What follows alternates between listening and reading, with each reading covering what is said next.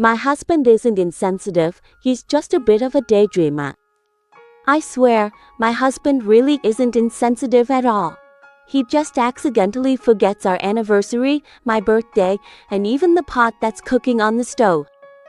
My husband, at first glance, might seem insensitive, but actually he just lives in his own world, a world where everything magically moves, washes itself, and puts itself away after he uses it.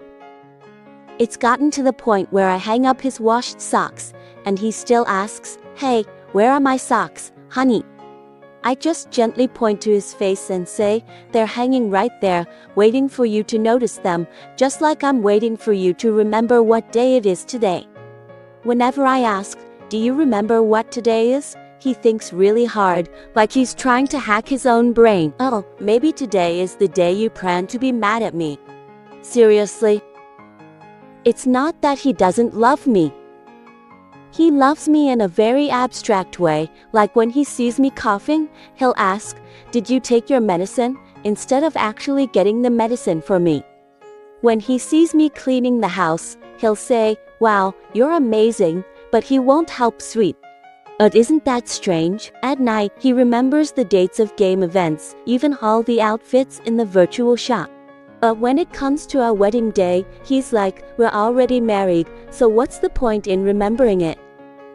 But it's okay, I get it. Men aren't really careless, they just haven't learned how to care in the right way yet. I just hope that every time you forget something, you remember that I'm always waiting, but I won't wait forever, you know.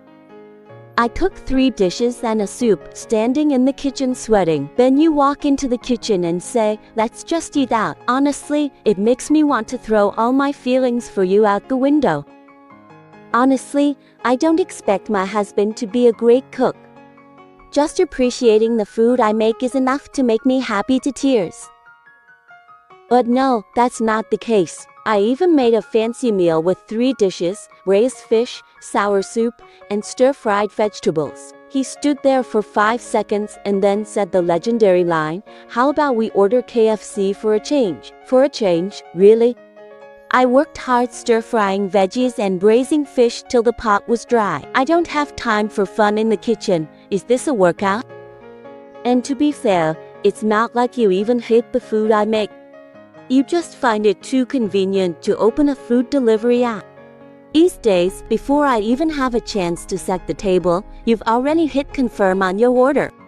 Then you come out with some philosophical line, "Ordering out so you don't get tired." Tired from what? I feel tired just hearing you say that after I finish cooking. But the peak was that one time I got inspired to make a mixed hot pot. After he finished eating, he said, "Why didn't you just order this in? Would have been faster." I was speechless. I sweated over making that hot pot. It's not like at restaurants where you just pour in boiling water and it's done. Alright, I get that men these days show love by not wanting their wives to work too hard, but sometimes it just accidentally makes us want to throw the frying pan. I don't need you to finish the whole pot of soup. I just need you to know that every time I cook, I'm pouring my heart into the pot. Please don't make me feel like the food I cook isn't as good as some fried chicken from a restaurant, okay? From Alpa to just a guy I share a bed with. When we first started dating, you called me baby. Now, 3 years into marriage, you say, "Can you stop talking? I'm watching the game." I can't help but wonder where all that love went. Back when we just started dating, you used to text me, "Have you eaten yet? Do you miss me? I'll come pick you up tomorrow, okay?" Oh my god, that was sweeter than bubble tea with double sugar. Now his catchphrase is, "Get the remote for me." Is there any rice yet? Turn off the lights and go to sleep. Excuse me, I'm your wife, not your housekeeper. Back then, when it rained, you'd come over to my place just to bring me a raincoat. Thanks to the rain, I was standing at the door, and he just cracked it open and asked, "Why didn't you bring your key?" Seriously? Are you my husband or the king of practicality? And that's not all. When we first got married, every night he'd whisper, "I love you." And now, turn off the light, it's too bright. I'm lying right next to him and he acts like I'm just an LED lamp or something. And on holidays, birthdays, our wedding anniversary, it's as silent as outer space. One year, I gently reminded him, "You know what day it is today, right?" He just looked at me, totally unfazed. "It's Friday, babe." "Friday? Seriously?" It was Friday and I totally lost it. But even if things are less sweet and we talk less, you're still the first person I call when the pot gets stuck or the light bulb flickers. Maybe you're not as romantic as in Korean dramas anymore, but you're always the main director in the documentary of my life. Even if you don't have many lines, as long as you're still there, that's enough for me. When you come home late from drinking, I don't ask a lot of questions. I just smile and then check your location history, spending history, browser history, and basically the history of your whole life. I'm not a nagging wife or controlling, I'm more like a risk management officer. Because loving without checking is like cooking without tasting. If you only find out it's too salty or bland after eating, that's a disaster. Normally, I don't interrogate my husband, but every time he comes home late, I just gently ask, "Where did you go?" He replies, "I went out drinking with T, Tail, and Bay." So that night, I send 10 cross-check messages to those guys. It's not that I don't trust him, I just trust cross-reference data moi. And then there are some other cute things too. I saw him like a pretty girl's photo on Facebook. He said he liked it just to be polite. Oh, so it's a polite like everyone. So I politely inboxed that girl, just to say hi and chat a bit for fun. It's no big deal. I never get blindly jealous. It's just that every month I casually check the bank account and transfer the savings to my own account, just in case he suddenly transfers his feelings somewhere else.